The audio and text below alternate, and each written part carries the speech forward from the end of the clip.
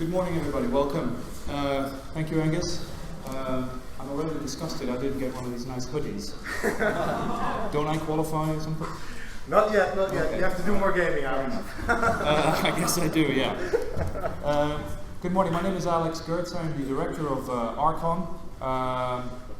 ARCHON is a national research school, and it unites basically all the archaeological expertise that we have in the Netherlands, as well as a federal cultural heritage agency. And what ARCHON tries to do is a number of things. One is probably to find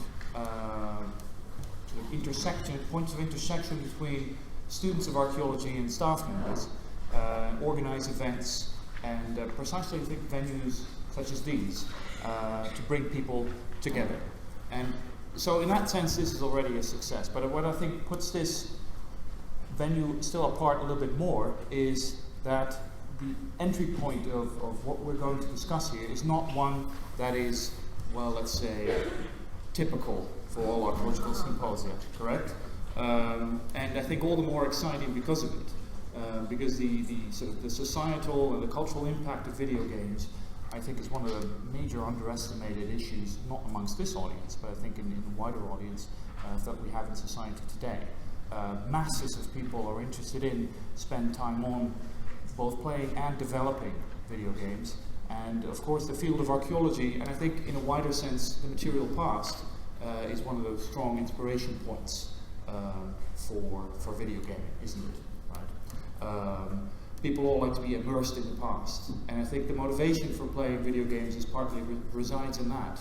And if I'm honest with you, I think the reason to do archaeology as such has a lot to do with immersion in the past as well. Right? Maybe along different ways and different tools, but the same idea, essentially.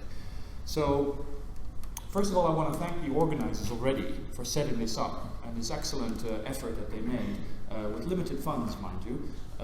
And I also want to welcome all those coming from abroad, different universities. I think we have roughly around a dozen countries represented here today, both in the audience as well as in the speaker lineup.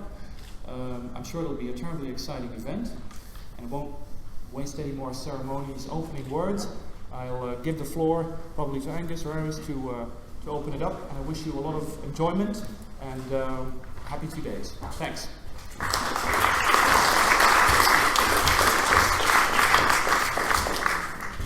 Thank you, Alex, for those opening words of welcome from ARCHON. Hello all, I'm Angus Mol, also known as Dr. Random on our streams and our writings on the Value website. Next to me is Politopoulos, Emir, Krijn.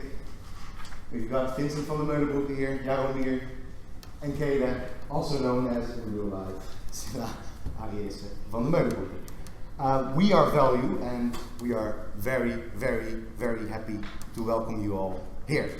One of our mottos that when we started out Value a little over a year ago, we're just sitting, normally we're sitting right over there, well not me because I'm not with Leiden anymore, but you are all sitting over there. Close to the coffee. Close to the coffee.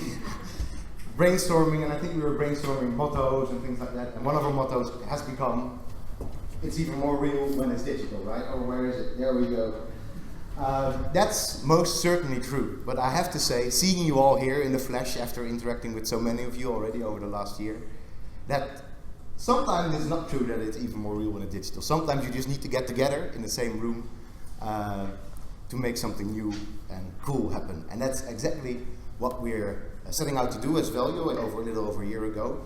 We really, after we came together after our first archaeological forum meeting in which Aris told us all about archaeology in World of Warcraft, we thought that there's something here that we could probably do together. We were all very interested in that, and from that it has just been snowballing, which, well, that's also the name of this little mic, which you will be telling a little bit more about in a moment.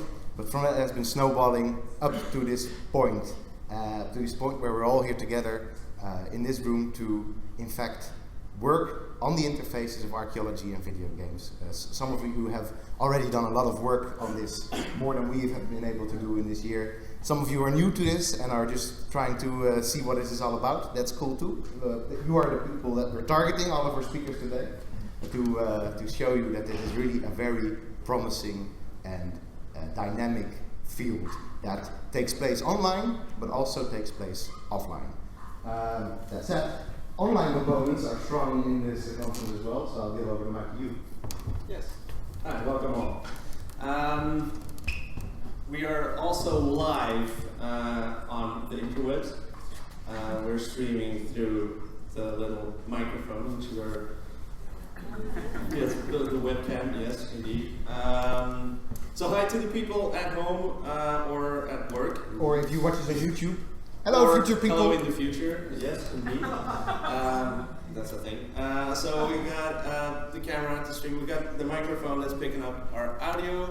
And other than that, we're all set to present things. Yeah. So be aware that everything is recorded here. So don't say anything you don't want to have. Yes, it's a high definition camera. So for the presenters, don't.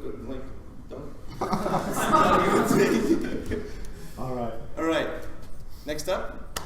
So yeah, our goal in this conference and in general was to bring video game developers and archaeologists or historians together and to create some form of online and offline platform to see the possibilities, the academic possibilities, but also the gaming industry possibilities for archaeologists and game developers. So for that reason, we're hosting this conference to bring people together, but we also thought that it would be a good idea to bring them together in a book as well. That's why, as you may know, before like a week ago, we concluded our Kickstarter on the interactive past book, which is going to be, and it was actually successful, so we made it. And that's of course thanks to all of you. And what it's going to entail, it's going to be a 12 chapter or 13 chapter book actually, and it's going to be an open access book. So that was why we did the Kickstarter, because we wanted to have an open access book which could be open for everybody. You don't necessarily need to pre-order the book. You can always, if you would like, you can always have a hard copy of it, but it will be available on the interwebs for everybody to read. So as for more things, we have Krijn. Yeah, and Alex already mentioned this shortly. We didn't have a lot of money, but luckily we had some donors who were willing to help us out here. One of which indeed is the ARCHON.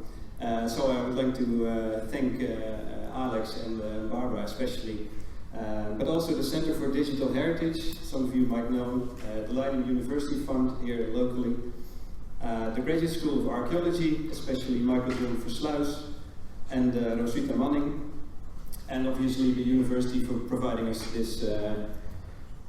Sorry? No? Nothing? Okay. The facilities, the coffee machine, and everything else. And a special thanks to Maaike de Vries and Jaap Hof. Yeah, that's in place, I guess. Yeah, for sure. And of course, again, both online and offline audiences. Thank you very much. Already. Okay, so up to me to wrap up really quickly with some housekeeping things. As you noticed, coffee was here. This is where the coffee will be for all the breaks, so we can just sort of use this whole space. If the sun would come out, hopefully we can also enjoy that patio, so fingers crossed for the weather. Lunch will also be around here, so no need to worry about getting lost in the rest of the building. As for the workshops, as you've come in, I've told you that in the program booklet there's a description of the workshops. Whenever you've had a look, just put your name down on one of the sign-up sheets. For the speakers tonight, we'll have a dinner just after the drinks. So some of us will get ready out here at 7 to start walking, so you can trail along and you have a description as well.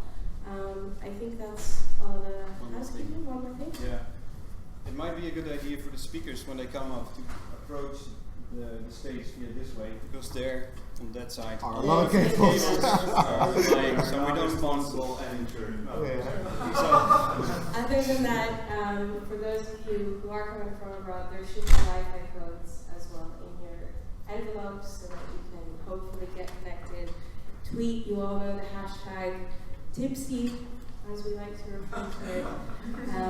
So enjoy the conference. We're really excited that it's happening, and we're really excited you're all here. Thank you very much.